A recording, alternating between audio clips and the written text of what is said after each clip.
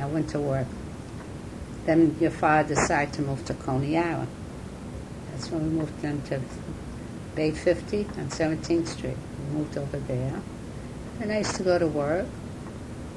And I made friends with a few girls there. We used to call her Cripple Mary. She was crippled.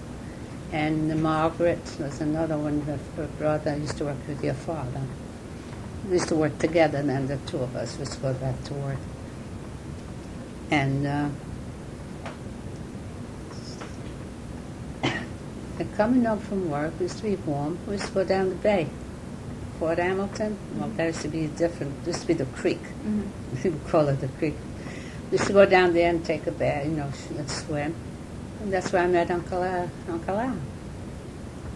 And we were in the beach, me and wasn't Margaret, though, was Cripple Mary, two of us. And we were walking, and these two guys, Al and his friend, was down the beach too. They lived down Bay 50, and we lived 17.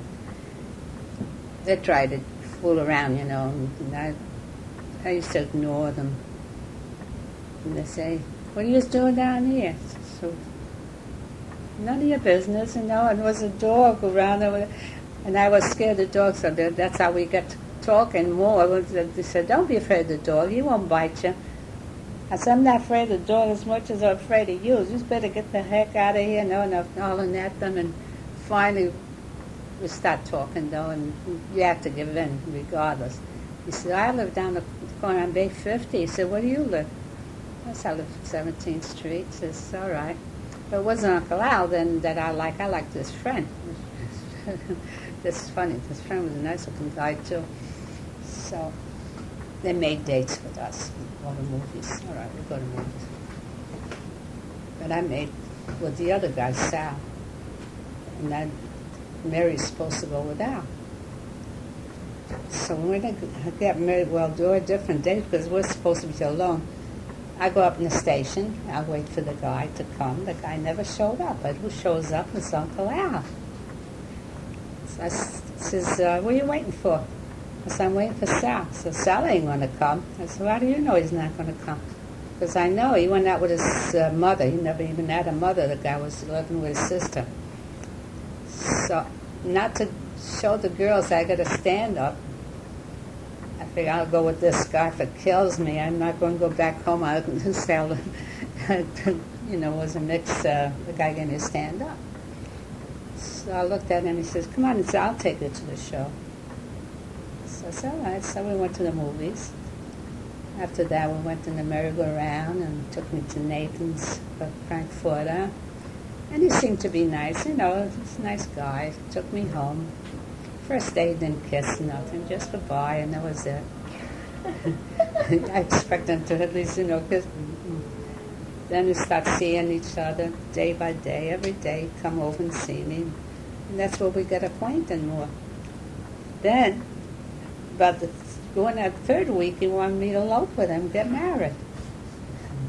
I got to elope. I don't have to run away. I says, my sister let me get married any time I want. Why should I run away?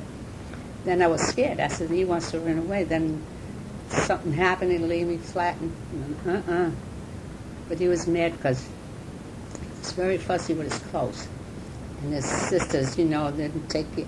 He used to hang his clothes in the window for the sun. And his mother thought it was a signal for me. I didn't even know the guy that time. So finally, we made up our mind. He says, "If you don't marry me now," he says, "I'm going to run away anyhow. I'm going to get out of here. I'm not going to come back." And then, 3 weeks, enough time to start liking the guy. I started liking him. It's all right. I'll marry you. You married him and you only knew him for 3 weeks? Well, it was 3 weeks. She was madly in love. She was young and impetuous. How old were you? I didn't want to run away with him. I mean, How old were you? Well, was I 18? So did you make plans to get married and it was months away, or did you just get married right then? You get married like that in a week's time. You had that beautiful gown and that whole wedding and everything, and you did that in a week? That gown, tell you the story now, Tell that gown was, I went to Louise's wedding and I dressed up. I was all dressed for a wedding, so we took the picture and we made believe that was our wedding. That was beautiful, Yeah. though. It was just as good as if it had been. Right, because when I got married, Louise and Vito, they were my best man at the wedding, right? We got married, then we went to the church. My mother-in-law went to church and paid the priest out, not to have the announcements made to get married. And your mother did the cooking, and my mother-in-law helped her. And the kids were all small then. Rose and May, they were all young kids. Baby was only about 8 years old, 9-year-old. And I'll never forget this. We still live in downstairs. We had a dining room, and then upstairs was the beds. But still was like you can make a big living room out there when she made the dining room. So your mother did the cooking, and my mother-in-law. And we all ate upstairs chicken soup and the chicken and everything we had upstairs, the family, that was all.